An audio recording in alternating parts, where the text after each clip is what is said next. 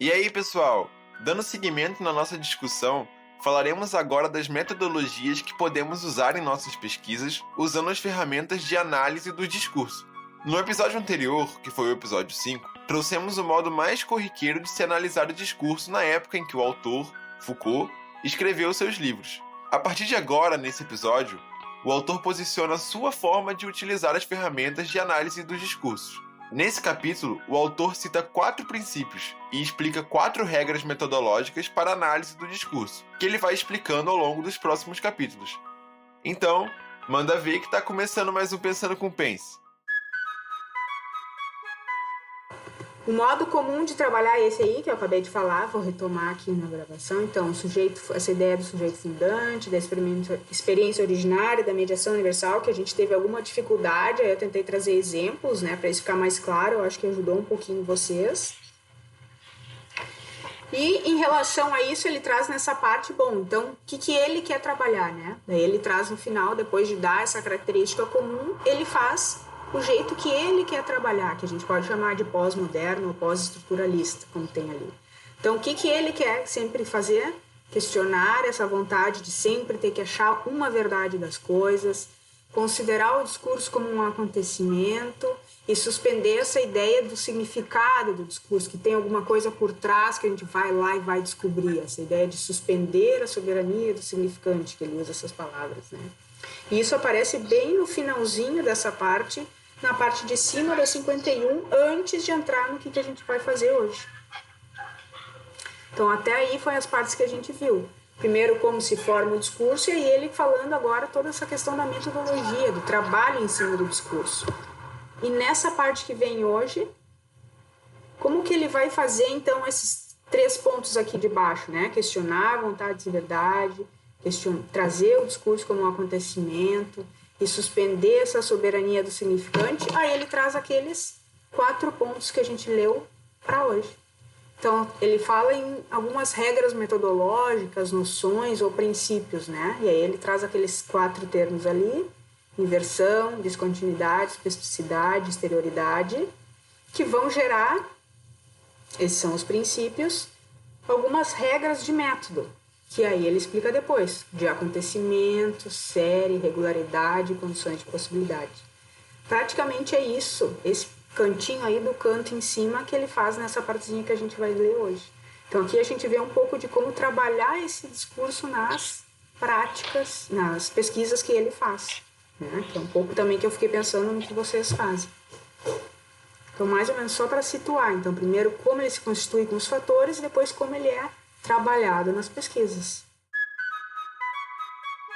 Então, e daí é sempre aquela ideia que semana passada eu comentei também, né? A gente não vai pegar e usar todos esses conceitos exatamente que ele traz aqui e aplicar nos nossos trabalhos de mestrado. Mas a gente pega alguns. Então, quando eu fui vendo esses princípios, eu fui pensando no trabalho das gurias. E depois, quando eu fui vendo a parte ali que ele traz da história e tal, dos acontecimentos, eu já fui pensando no trabalho da Melanie e do Peterson. Então, algumas coisas a gente puxa e pode usar como referência. Também da semana passada foi a mesma discussão que a gente fez, né? Ali, quando fala naquelas características ali, nesses fatores internos, externos e dos sujeitos que falam, vai aparecer mais forte em alguns trabalhos de vocês, não que necessariamente tem que usar tudo, por exemplo, né? Então, a gente vai usando as ferramentas, assim, ou as teorizações, como o Peterson comentou, conforme a gente precisa nos nossos trabalhos mesmo. E é por isso que eu digo para vocês que a gente pode ir criando um pouco a nossa metodologia, né? Então, a outra vez a Rosiana perguntou, eu tenho que usar uma metodologia que já existe? Não, necessariamente, a gente pode ir mostrando aquela que a gente usou, né? A gente descreve ela e diz, me baseei um pouco nos conceitos de discurso de Foucault e fui olhando assim, assim, assim os meus CDs, fui olhando assim, assim, assim os meus livros. E ok, né? O que tem que estar é descrito o modo como a gente trabalhou e pensou, né? O resto não precisa ter uma coisa já existente. Eu lembro no início, quando eu comecei a escrever a minha dissertação, que eu não tinha ainda a Lavínia por perto, quanto eu trazia ideias de real, de verdade. Porque agora, para nós, isso parece, de repente, já tão batido, né? Tipo, já é comum, a gente já sabe dessa coisa que não é fixo, que a gente abre para possibilidades de pensar e refletir e tudo mais. Mas isso, para mim, no início das minhas escritas, não era assim. E eu trazia a ideia de real, de verdade, lá com as radiações solares, E hoje, o que para nós parece tão já naturalizado, essa coisa, né, de como a gente vai olhar para a pesquisa, como a gente vai construir os nossos dados, depois fazer esse processo de análise, para nós a gente já tem mais ou menos uma noção, talvez, né? E o quanto isso vai se construindo e a gente também vai naturalizando. Eu acho que essa coisa aqui da inversão e da gente pensar em teorizações é bem importante. Não só nessa leitura de hoje, né, mas para a gente ir levando e entendendo essa construção ao longo da nossa pesquisa e ao longo do nosso trajeto também enquanto pesquisador. Né? E eu consigo ver bem essa diferença, sabe, do meu início lá da caminhada enquanto pesquisador e hoje olhando para tudo isso, que de certa forma, né, a gente até naturaliza um pouco. Ah, mas esse da especificidade não seria estudar, no caso, o conceito em si, o interior, o que ele traz? E essa da exterioridade seria olhar o externo dele? Acho que eu me confundi. Pois é. Eu tinha pensado tão bem de manhã e agora eu tô vendo que eu não anotei os exemplos e não me lembro. Que eu tinha, sei lá, na minha cabeça era, eu posso também ter entendido errado, mas eu tinha entendido como algo muito específico, tipo, estudar um negócio em si, o discurso em si, e depois a exterioridade, tipo, estudar o que levou aquele discurso, por exemplo. Por que ele está ali e não outro? Pode ser? O primeiro ali da especificidade, eu acho que é isso aí, do discurso binário e tudo mais, mas quando ficar uma coisa falada... A partir dele, a partir do que está posto. Tá. E o segundo, eu acho que é isso que a Melanie falou ali, que é quando ele coloca ali as condições externas de possibilidade. Então, o que foi acontecendo para que esses discursos... Não, acho que sim, é que a primeira parte que ele fala, ele coloca quase igual. Quando ele fala aqui, ó, partir, não passar do núcleo interno escondido para o âmago, ó, é a mesma explicação que ele dá da especificidade. Não transformar um jogo de significados prévios. A explicação é a mesma, mas o que ele quer fazer depois que é o que diferencia, tá certo? Ele falou pra ti. Então, a gente tem partir do próprio discurso para ver tantas regularidades do que aparece, por exemplo, que seria essa ideia da especificidade, que ele põe o que de comum, né, aparece em cada um deles, e partir também dessa ideia que não tem nada escondido para ver o que fez, daí sim para o exterior, como a Melanie e o Peterson disseram, ver as condições externas daquele discurso, como ele apareceu para estar ali posto naquele livro, naquele CD, por exemplo, se a gente pegar o exemplo da Tanise. Tem ali os relatórios, ela vai analisar o que os colegas disseram. Ela poderia caminhar olhando, por exemplo, as próprias emendas depois do próprio curso de ciências biológicas. O curso mesmo em si, é outro fator. Circula, né, em partes nesse curso, e aí consegue fazer esse jogo. Aí tá também. Isso. Né? Porque não que tu vá conseguir olhar todas as condições, né? Eu acho que ninguém consegue isso. E nem a proposta de Foucault também. Limitar e chegar num ponto único. Mas seria isso. Deu para entender, né, Tanise? Não sei se... Que aí já é outra pesquisa também, né? Dá para fazer? Dá. Só que daí já é muita coisa. Seria uma coisa bem maior, né? Isso. Ver as condições, possibilidades daquele momento ali para que cada um escrevesse o que escreveu, enfim. Daquele jeito, exato. Isso. Dá tranquilamente para fazer um trabalho só disso, por exemplo. Tá. Sim, eu queria ler antes a parte no parágrafo anterior, mas a partir ali do acrescentarei apenas 2 observações, e ele começa a falar de história, né? A gente muda um pouquinho o ponto, claro, muda entre aspas. Eu sublinhei só, já que a gente estava falando antes, não sei o que vamos ver se a Melanie subiu mesmo, que ali antes desse parágrafo, eu acrescentarei na 54, no finalzinho, ó. O que é a história, parece que é mais fácil da gente entender o que a gente está olhando quando ele traz esses exemplos de como a história tradicional trabalha. Ó. Então, ele coloca ali no se procurava, 5ª linha, de baixo para cima, no primeiro parágrafo da 54.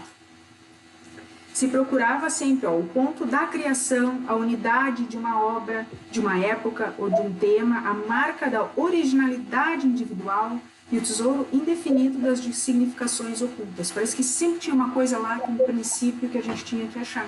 E a gente está olhando, não. A gente não está acreditando que tem um ponto. Tem vários. Por isso que a gente olha a regularidade e muda de um para outro e não tem um único sujeito.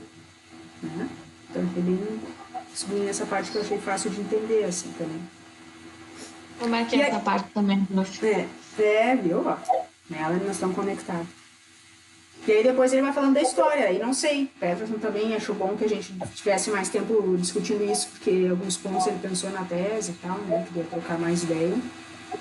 Principalmente na parte do acontecimento ali, né, que daqui a pouco mais que ele vai falar mais sobre. Mas eu achei legal ali quando ele fala da história contemporânea ter suspendido os privilégios concedidos outrora aos acontecimentos singulares, né? Ou seja, o que antes a gente determinava alguns pontos, né, da história e considerava isso, estes acontecimentos são os oficiais ou é a história. E a história contemporânea vem e mostra um outro lado. Não, a gente também pode construir e entender outras coisas como acontecimento. Isso. Tira a metade de acontecimentos que a história antiga, não sei se a história antiga fala, mas a história tradicional melhor, colocava, né? Isso. Eu me lembro também dos exemplos que a gente já usou aqui. A Revolução Farroupilha. É o clássico do Rio Grande do Sul se defendendo e os Galdério, e depois a gente já sabe que houve um massacre de negros, que teve interesses do Império, que teve essas outras histórias que vão se acoplando à história tradicional ali, né? Bem essa ideia mesmo. Eu achei muito interessante, bem essa parte que o Peterson leu, que eu marquei também, a palavra privilégios, né? Porque se a gente observar justamente é isso, né? A história contada, ela privilegiava um determinado grupo, né? Porque essas pessoas também ganhavam de certa forma, né? Um desenvolvimento, eu lembro muito, tanto na matemática quanto na física, química, enfim, biologia também, certas descobertas, né? Que eles privilegiam uma única pessoa, e na realidade não é essa única pessoa, foi um grupo de pessoas por trás que estavam trabalhando. Então, essa palavra me chamou bastante atenção, privilégio. Que privilegiou um determinado grupo, uma determinada raça, um determinado tipo, né, que é basicamente o homem branco, enfim, e deixou de lado toda uma outra história que, claro, que como o Peterson disse, agora na história contemporânea está voltando a falar e tratando, né, dessa outra parte de todas essas histórias. E aí eu acho que entra de novo mais essa ideia do acontecimento, porque o que nada mais é o acontecimento? São cortes e recortes que os pesquisadores, os historiadores fazem, né, na massa documental histórica. E com a história contemporânea, a gente amplia essa massa documental. No momento também que a gente amplia essa massa documental, a gente se possibilita, né, a fazer mais cortes e recortes, além de ter essa abertura para fazer esses cortes e recortes, independentemente ali desse material, desse dado. Então, isso também é bem legal para a gente levar para os nossos trabalhos. Né? Isso faz um link com a ideia que a gente estava já discutindo antes da história ser descontínua, né? Que na realidade é bem isso.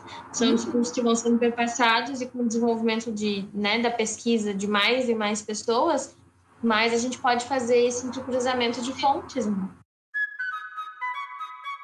Enfim, daí nós estamos ali falando, né, da história e tal, daí o Peterson trouxe essa ideia do acontecimento, e aí eu marquei só ali mais ou menos no meio, que vocês veem que toda hora ele vai dando uma crítica, né, como a história tradicional faz, como ele acha como ele pretende fazer nas suas pesquisas, como ele acha que deve fazer, não, como ele vai fazer nas suas pesquisas, e vai trabalhando assim. Aí no meio da 55, assim, num parágrafo bem grande que tem ali, depois de onde tu leu, Peterson, mais adiante, lá no meio tem a história como praticada hoje. Eu marquei isso aí. Eu marquei também. Também. Não se desvia dos acontecimentos, ao contrário, alarga sem cessar o campo dos mesmos. Nele descobre sem cessar novas camadas mais superficiais ou mais profundas. Então, o que ele diz? A história tradicional sempre se desvia desses por fora, ela quer contar a história linear, e ele vai dizendo que a história que ele quer fazer e como é praticada hoje, essa contemporânea, né, como o Peterson falou, salienta esses acontecimentos, traz eles para a roda, escava eles e vai trazendo eles das camadas mais diferentes ali e colocando eles na mesa. Né? Que eu acho que também é bem que tu fez também na tua intenção de trabalho, né, Peterson? E eu acho que aí também tem outra coisa.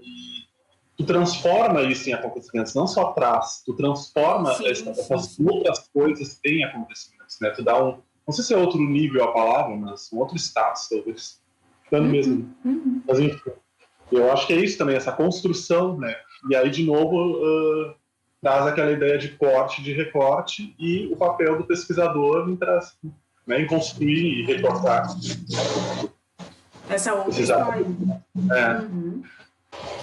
Eu não sei o que ele fala mais adiante ali também que certamente na página 55 A história, há muito tempo, não procura mais compreender os acontecimentos por um jogo de causas e efeitos. Né? Eu lembrei que essa coisa aí da causa e efeito é bem lá quando a gente fala, olha mais pro passado, assim, né? O que será que Até aquilo lá da aconteceu? palavras e as coisas, eu me lembrei, né? Isso. Tipo, tudo tem que ter um motivo, né? De que tal coisa aconteceu por aquilo, mas não, aconteceu só, né? É. E pode não ter sido um motivo, foram várias outras coisas. Ou vários também. Exato. Não, é que quando eu penso em condições de possibilidades, eu meio que estou associando por algum motivo, na verdade, né? Sim, Tipo, sim, o que sim. estava acontecendo naquela época? Alguma Tá. coisa. Sim. Mas poderia não estar acontecendo nada, pode ter sido apenas uma casualidade para algo. Mas eu falando aqui, eu percebo que não tem relação. Eu entendi.